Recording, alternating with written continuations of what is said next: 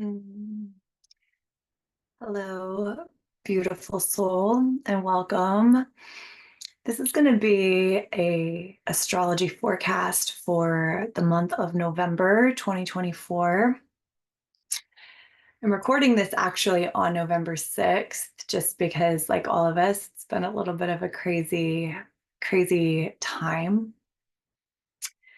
And I really truly believe in my bones that one of the remedies to lean on in ages, honestly, like this, where there's a lot of chaos, there's a lot of clamor, there's a lot of noise outside, it is so incredibly important to find what I call pockets of rest. So it doesn't mean that we can just like cave up and hide, though. If you're anything like me, there have definitely been moments where I'm just like texting my best friend, like, let's run away. With some joke and some seriousness to it, right? But the remedy for me has been finding the moments to pause, to gather myself, to gather my energy, to feel the borders of my skin again, and then begin again from that space. As things continue on planet Earth in this crumbling energy, and I've been saying this for a couple of years now, and I've been really saying it the last couple of months, though I feel so much available and actually a frequency around hope, if you can believe that, during these times. I have also really had a deep sense inside of myself that there are a lot of things that may on the outside look like they're getting worse before we feel like they're getting better. And so to have the tool of knowing how to hold yourself through the emotional and mental waves that come in and come through, and coming back to the present moment as a daily practice over and over and over again is actually, it sounds simple, but it is actually the anchor for all of this. So I want to invite you, in light of all of that, I have a cup of one of my favorite things to drink, which is just like hot lemon water, but maybe you want to grab a cup of tea. Maybe have fun choosing your mug. My mug today is very watery, to just really call in the cleansing wisdom of the water. So maybe you want to pause the video, make yourself a cup of tea first. The other thing that I have here that I think is important to mention is I've lit a candle for us today. You can see them at the end of this candle, really calling in the sacred flame in this energy of the I am. And we're going to be talking about the astrology, and at times that can get very heady. We're wanting to understand, we're wanting to find something to validate what the hell is going on outside of us. But before we touch any of that, I really want to offer you the invitation to drop into your body for this, to drop into what I like to call the I am space. That is this unbreakable part of you underneath all of your personalities, all of your different parts, all of your different egoic protections. There is a part of you that is unbreakable and unbroken, that travels through lifetimes, that has done this before you could even play with. So inviting you to touch into that. And then also inviting, as some of the rest of this year of 2024 is pretty crazy cosmically. I'll just say that for now. Into this phrase, it is, life is holding me while I am having this experience. So you can play with that when something's arising in your day to day. Life is holding me as I'm having this experience. Life is holding me as this experience of this thought is just like so terrified of what is coming in the next 4 years, or that is terrified about this thing that my body's doing that feels really out of my control, that is terrified about this conversation that I've had or need to have with someone close to me. Life is holding me as I'm having that experience. And then I would add the phrase, when you're ready for it, I am not my experience. And sit with that for a second. I am not my experience. So life is holding me while I'm having my experience, but I am not my experience. I am. So the I am is like the neutral observer, really clear, peaceful, grounded, centered flame inside of you that just gets to notice, that is constantly holding you in love. Now, if you want to dive a little bit deeper into some of that, go to my website. It's linked below this video. And I actually have a gift, a free gift for you on there on the homepage. It's a free series called Becoming a Relaxed Woman. Now, I understand that there are all kinds of human beings that are watching this YouTube video, and I work a lot and mainly with women or wombed beings in this phase, in this season of my work. So chuck it if it doesn't resonate with you. That's kind of the language around it. But I, in this series, Becoming a Relaxed Woman, really, really presents these just some tools and some ways to play with shifting your consciousness out of like your personality and your parts kind of running the show of your life and dropping deeper into some of the wisdom that lives inside of your body that is in that I am space. Okay, my dears. Well, cheers. Take a sip of tea. And let's dive in. So on November 1st, thought this was really beautiful. We opened with a new moon. This new moon was in the sign of Scorpio. The way that this really felt to me was that with a new moon comes a new beginning, right? It's a new way to process something or a new invitation from life or from your soul into something that's going to feel fresh. It's going to feel initiatory in a way because it's a beginning. We get one of these every single month, so no pressure. But I loved that November 1st started with this. The way it hit me was it was this new way or a new beginning around alchemizing, which is a huge energy that Scorpio likes to play with, the sign of transmutation and alchemy, life, death, and rebirth cycles. It knows it intimately. It's actually okay to hang with that full cycle because it knows that to die is to be reborn. The phoenix will always rise from the ashes. Doesn't mean that the burning doesn't hurt, but there will be a rebirth every single time. So if we're playing with this energy, with the new moon, I sensed it in two different spaces inside of us, okay? So feel into for you, what is true for you this month, this month. I felt it around one, our emotional process, and two, like our belief or our thought or our mental spaces. So what have you been noticing inside of you? Have you felt more of the big physical emotional waves that are less brain spinny anxiety worry loops and more of like a full body rage or a full body sob or a full body like shutdown, full body numb, full body overwhelm? Just noticing, was it more of an emotional watery territory for you, or has it been more mental, where you're feeling a lot of energy up here in the prefrontal cortex or even the top of your head? Alchemy means we're taking something that has been there in existence.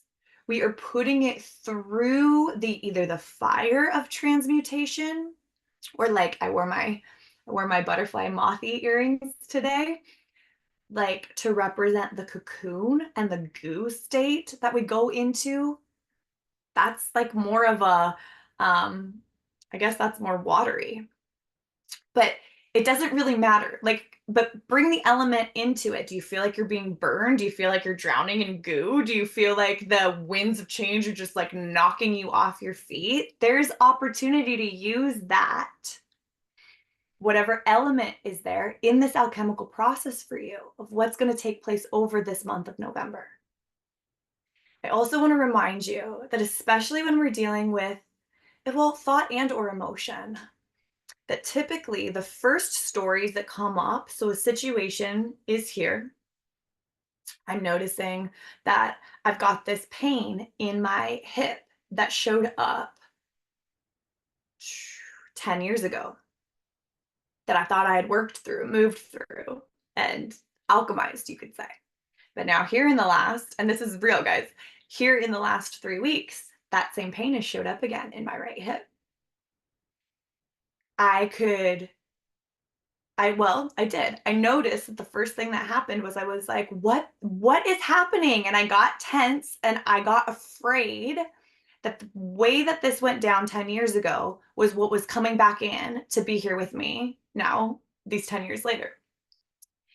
Now I breathed into it and I have my tools and my own process, and I called my best friend just to like help me remember like what is true.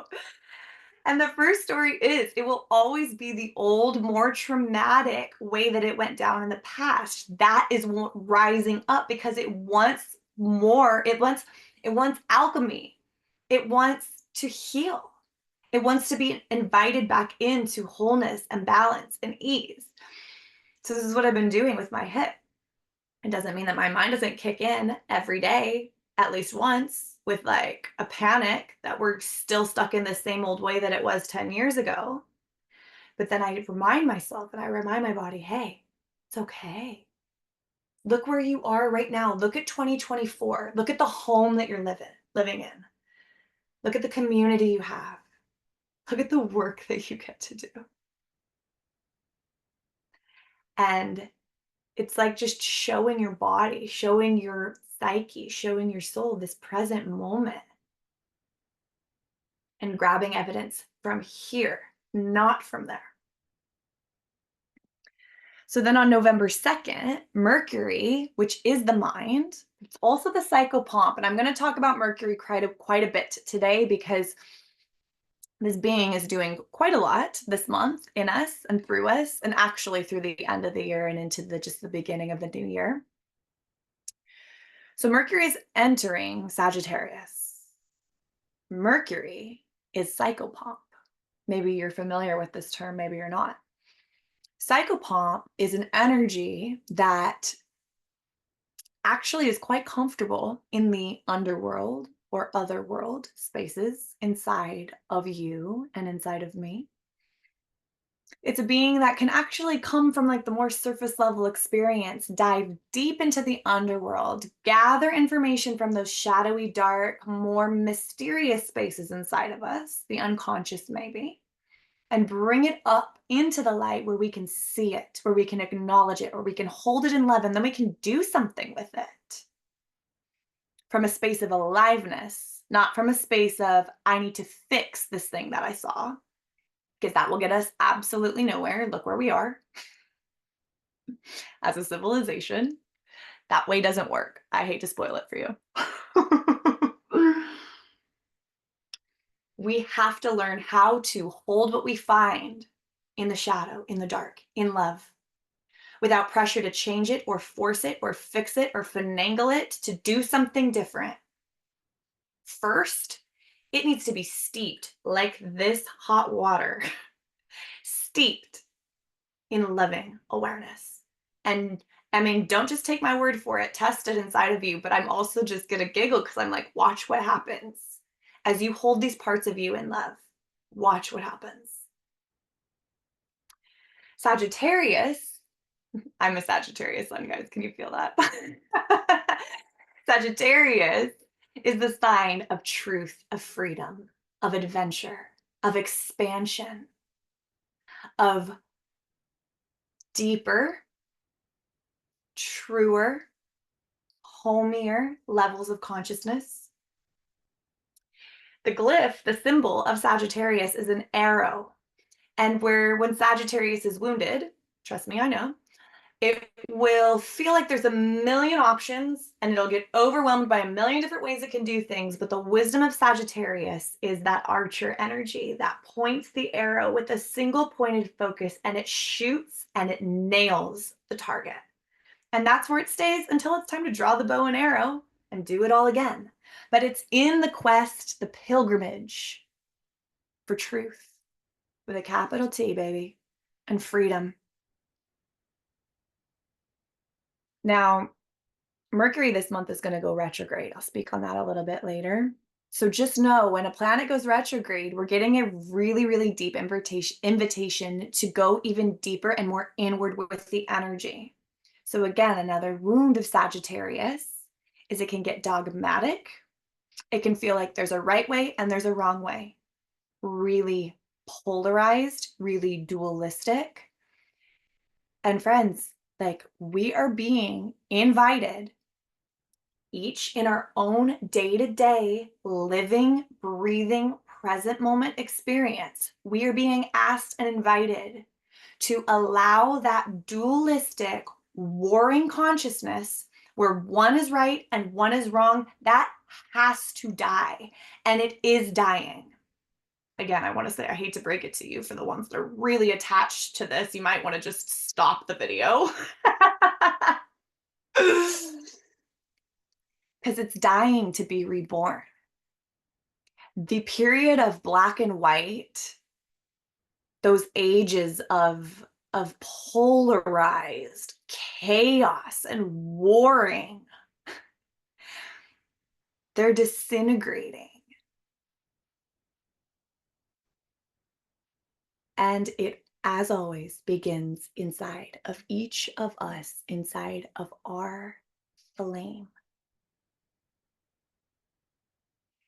It ends when we stop trying to get other people to start seeing our way and prove that we've got the information. Like, listen, friends, I know this so intimately. But as we stop fighting inside of here, we're going to see it outside of here too. On November 3rd,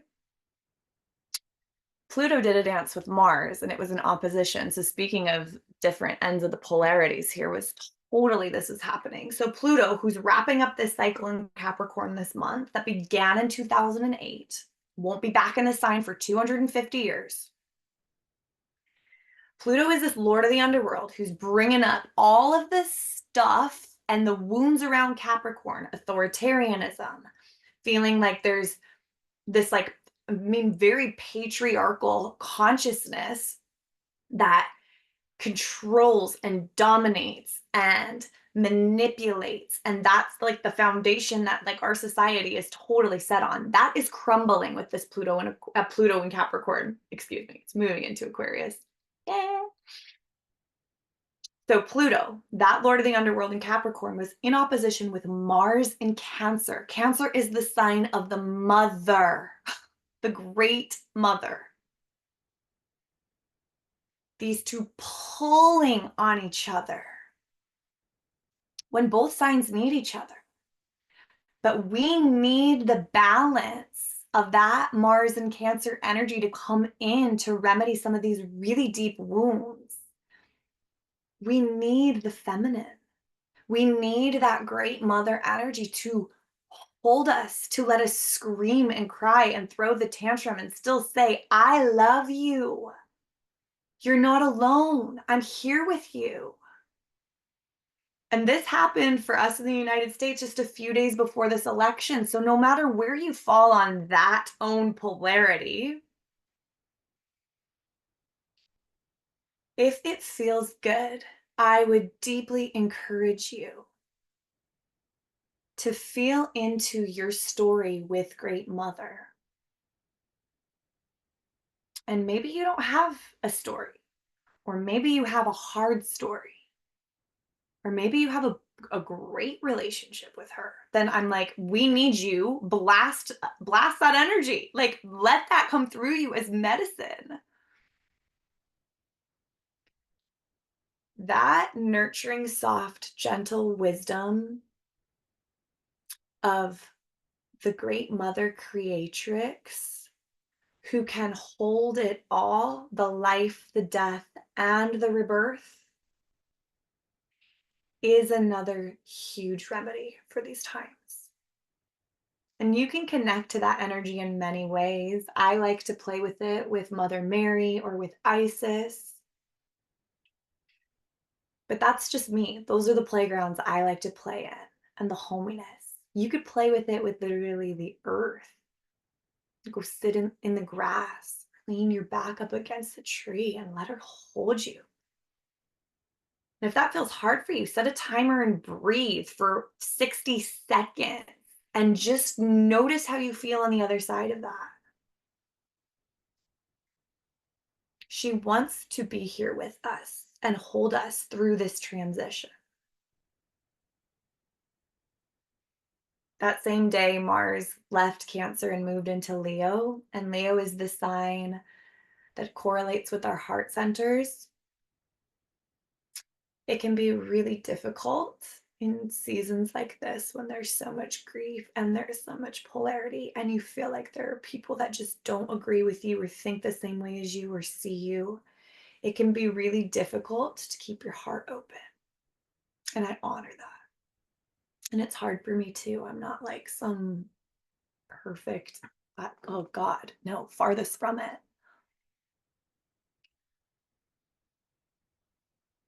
But the invitation with the Mars and Leo is to feel into, and any action, Mars, that we take, letting it come from a very centered and grounded heart.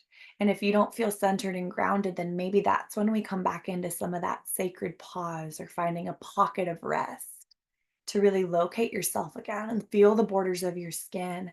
You are not here to be all to all, to save the planet from this craziness that's here.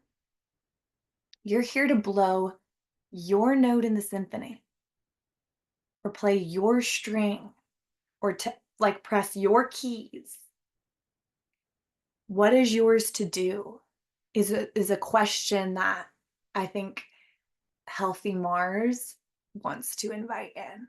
What is mine? What's my action to take? I cannot do it all. But we're human. We're not supposed to do it all.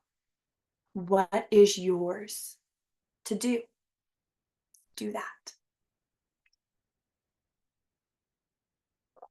November 4th solidified this even more because we actually entered into another Venus gate. So Venus in her cycle at the moment is in, I mean, she's my favorite. Her journey mirrors Inanna.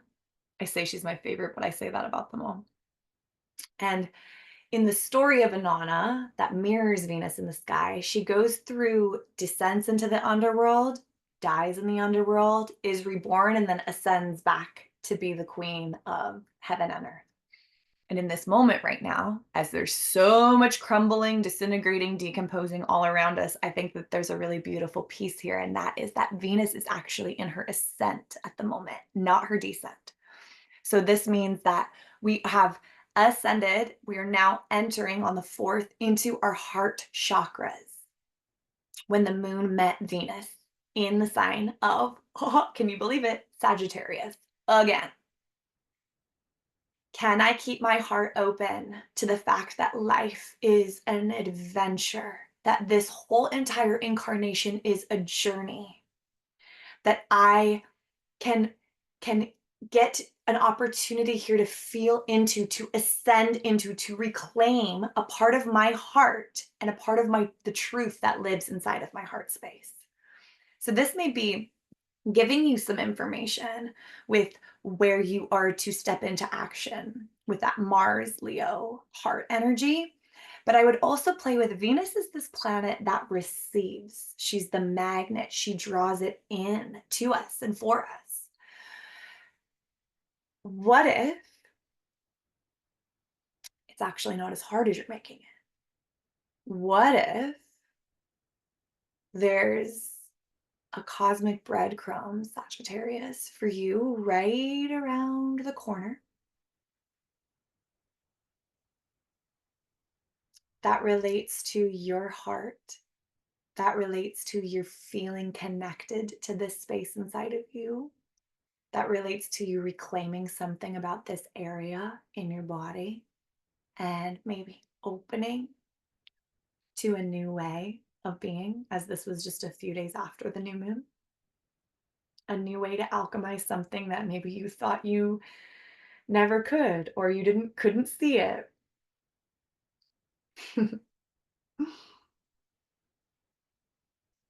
On November 11th, Venus is going to begin her journey in Capricorn. So she will move from Sagittarius into the sign of Capricorn. Now, I talked about some of the wound of Capricorn earlier in this, but let's talk on the wisdom of Cap, because that's where I sense Venus really drawing us in with that magnetism energy, getting us right down into the deep, deep of like, what is the essence of this Capricorn energy? Well, if you ask me, when I tune into the energy of Capricorn, I feel who I like to call grandmother spider. Almost reminds me of like an indigenous grandma, a wise crone who's been under the surface while all of us humans have been panicking about all of the different things, feeling rage against the patriarchy and the machine. She's been weaving this web of this new story for us a long, long time now. Longer than I think you and I are even aware of. And infusing it with a new structure, a new way of being, a new consciousness. Capricorn sets foundations, it sets structures. It's a builder, it's an achiever. With this Venus in Capricorn, maybe you will personally feel an invitation around the 11th to set a new structure in your daily life. We're not victims to what's happening outside of us. In fact, now, as it feels weighty for some, and honestly, it feels celebratory for others, I acknowledge that. If we can remember and touch our power inside, that's beyond systems, it's beyond structures that have been set before now. We're the ones that are creating the new story in our day to day. And it will take time. But the thing that I love about Sagittarius, which is where Venus is in this moment as I record this, and when she's moving into Capricorn, both of these signs have an interesting relationship with time. And I would say a very beautiful relationship with one, or with it, when they can just like get to the bottom. Sag in its wisdom knows that there's a timelessness energy going on. It's kind of mysterious. Capricorn knows that to lay any solid ground or foundation, it requires deep patience and deep trust in time and cyclical time. Again, these are not overnight fixes. Can we surrender and co-create with what the cosmos is doing, not manipulating us to do by any means? We're the embodiment of these cosmic transits.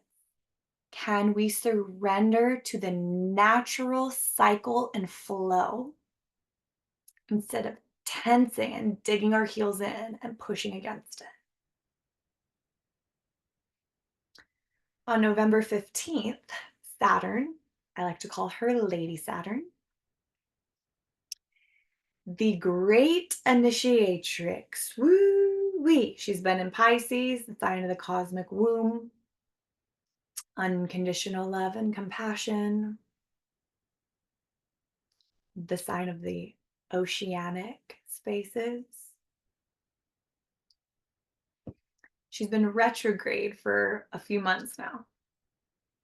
And on the 15th, she stations direct.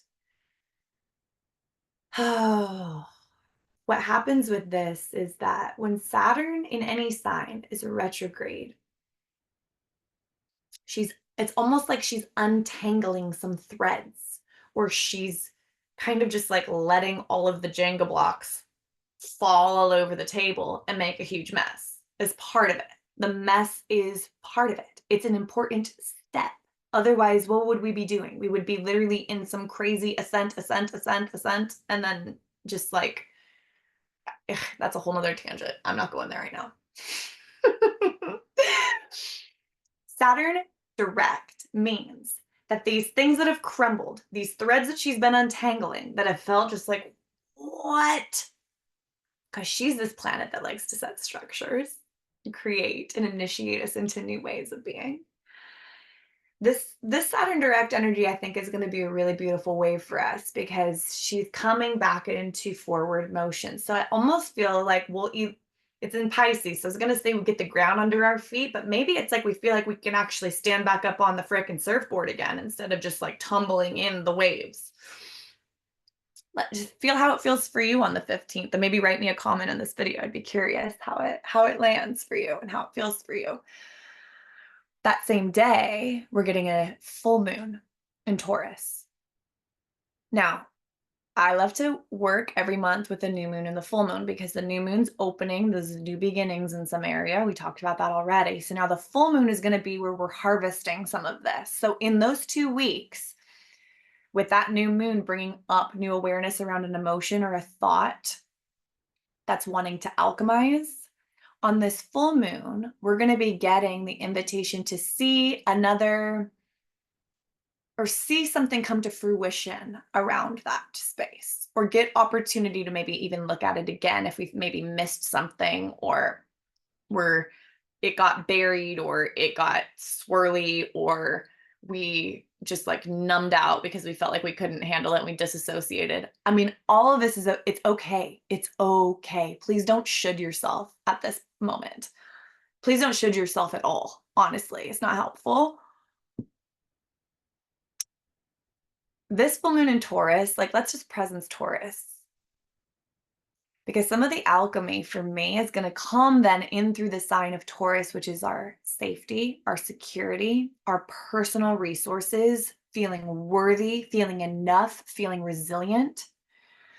So as I say it and touch it with you here and now, I feel a real energy on that word resilience, especially in light of everything that's happened in the 2 weeks from the 1st till the 15th. Maybe you get a new kind of resilience, a new kind of like, oh, I have me. I know who I am after moving through some crazy emotions or crazy thought cycle that is somewhat archaic, because Scorpio brings up that stuff. So watch that full moon, see what's there for you. The next day on the 16th, the sun is going to be in opposition with Uranus. And Uranus is in Taurus and the sun is in Scorpio. So it's that same where like the day before in the full moon, the sun is in Scorpio, the moon is in Taurus. And now with this opposition exact between sun and Uranus, sun is in Scorpio, Uranus is in Taurus. I feel like anything that we kind of just like, I don't even want to say missed, but there's something gorgeous to me about like the full moon and something landing in that awareness around what we've alchemized or are alchemizing with emotion or thought. And then Uranus, this planet of change, the change agent, is just like, no, seriously though, guys, please release any hooks of this old way. Just like, I will help you blow them out of here. And we are starting new. We are starting fresh. So those two actually feel really beautiful to me. And then on the 19th, we've got two massive transits. One's like evolutionarily massive. Taking another sip of tea. So the first one is Mercury is going to trine with Chiron. So Mercury in Sagittarius, that's been collecting information on this Sagittarius energy around, like, where do I still get stuck in my own dogma? Where do I still get stuck in my own dualism and my black and white thinking inside of me? Mercury's shining the light on some of that. But then trines bring a flow and an ease and a levity. And Mercury, the mind, will be trining Chiron, the wounded healer. So this may connect to part of your medicine that is also linked to some of your deeper wounds, Chiron, arguably deepest wounds, Chiron. And Chiron's in Aries. So wounds around speaking your truth, knowing who you are, being in your I am, being in your power, and feeling like there's rejection when you stand in that space, or you feel abandonment, or yeah, when you stand in that space. And then with that trine energy, it's like Mercury. I sense some serious gifts right there with Mercury reminding you, like, hey, you're not alone. You have you. Great Mother has you, Cosmos has you, Earth has you, Sun has you. You've got this. Anything that's falling away right now, the more we can just let it fall, let it fall, let it fall, let it crumble. Hold yourself, move it through. Scream, cry, sing, dance. I'm serious. I wish you could have seen me in my house this morning. I was screaming and dancing like a maniac and moving it through, baby. It's how we actually embody. We can't just think or process our way through everything. No. And I'm not saying that that's bad. Both. But we've just lost this connection with the body, guys.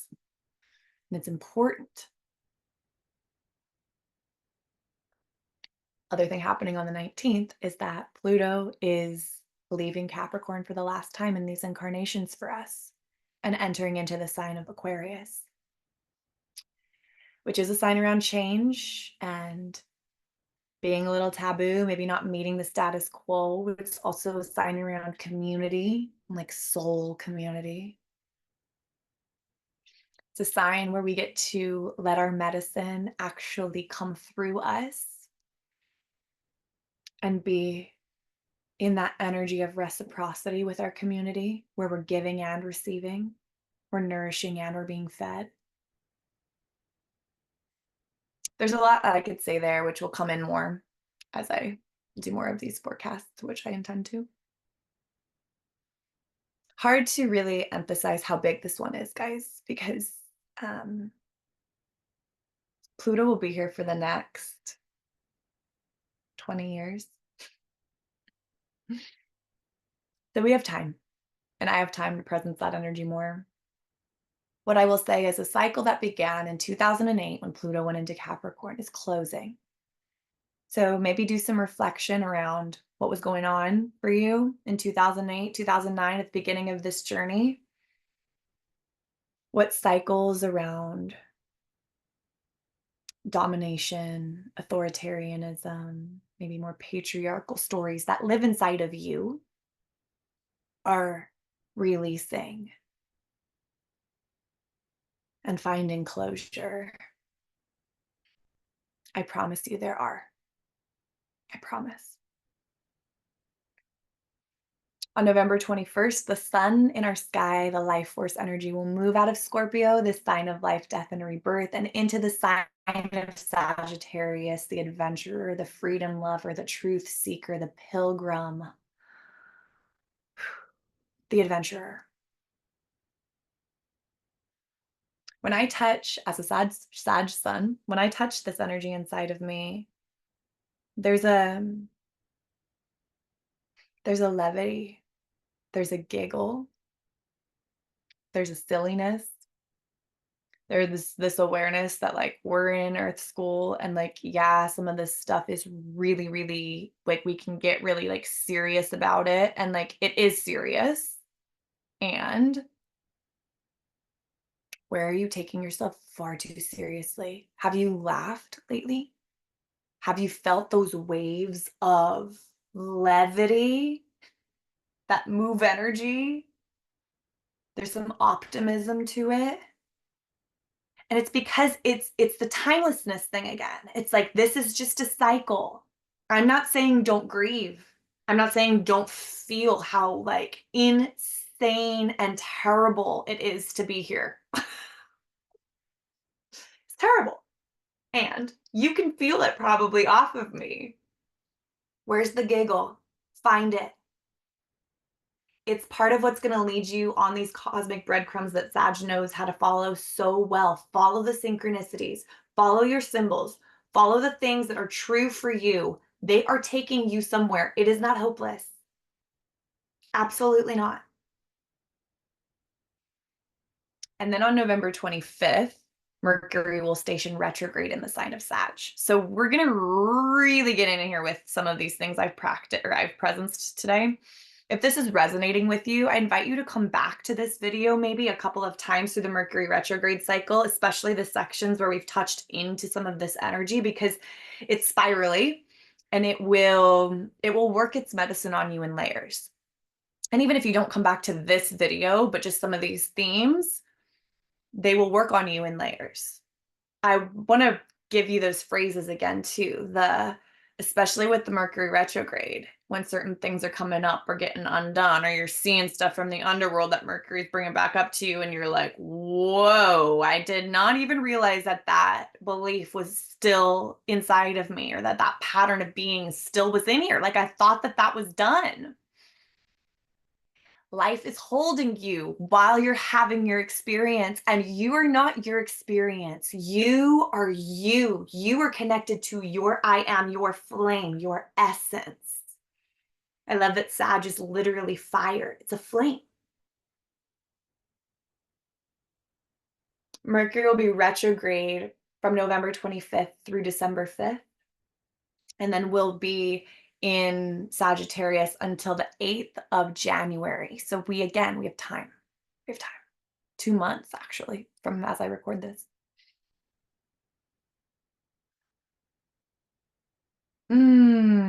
Okay. Obviously, these are the transits that call to me. There's a lot of, I mean, we could go into every single day. There's a million things, right? But just for the sake of time, of energy, of your mental capacity, of your energetic capacity, these are the things that I would play with. These are the things that I am playing with. If you are a wombed being and a lot of this resonates and you're looking for more support, I want to invite you to a workshop that I'm holding. That's the first in a series called The Goddess in the Skies. I'm really excited about this because I've never done anything like this before, and it dropped in really clear last weekend. And I am just saying yes in obedience to this energy that wants to come through me. So I'm going to presence each of the asteroid goddesses and also Black Moon Lilith, who is not an asteroid. She's just like a point in space. We'll talk about that in the workshop, starting with her. She's been really an important ally and guide for me on my journey. So we will be looking at her story, her myth, and the way that we carry that same story inside of us as wombed beings, as women specifically. But again, everybody's got the masculine and the feminine inside of them. It's just energy. It's not gender specific. So this workshop is going to be specifically for wombed beings, women at this moment. I've got things in the works with different things, that I'm feeling like I'm going to create here in the future that'll be like literally just like open to anybody. But this one specifically, it's going to be a workshop on Black Moon Lilith, looking at the repressed and exiled feminine inside of our stories and opening up into some of those wounds as actually a journey into our wildness. I'm super passionate about the wild woman because I feel like she as an archetype, as a being, as a living, breathing being is one of the very needed medicines of these times. Wild woman and our relationship to it, no matter who we are, no matter what gender we resonate with, no matter if we don't even resonate with a gender. Like wherever you are on that spectrum, this energy is still available and accessible to you.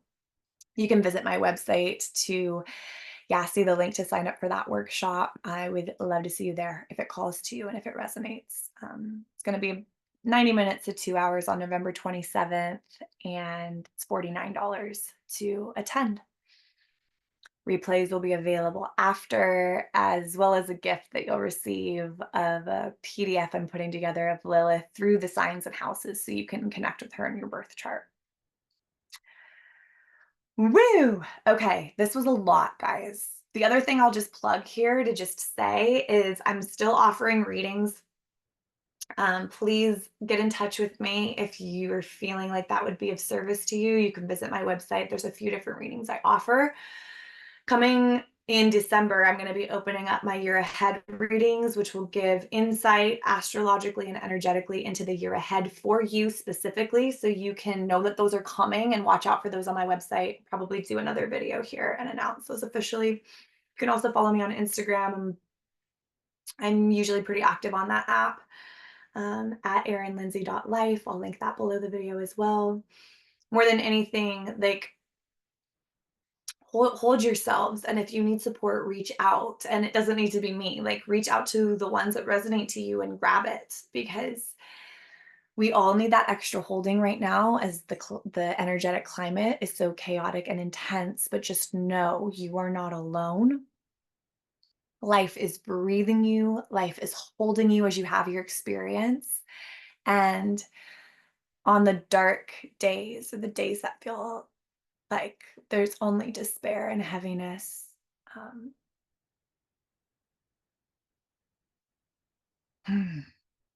right there in that space, know that there is a candlelight that has been lit. And even if it's just the tiniest light, which now I don't even know if you'll be able to see this, the light is so tiny, but it's still there. So deep love wherever this finds you on your evolutionary journey. It's an honor to be in this space with you. And until we meet again, dear one, mwah, take good care.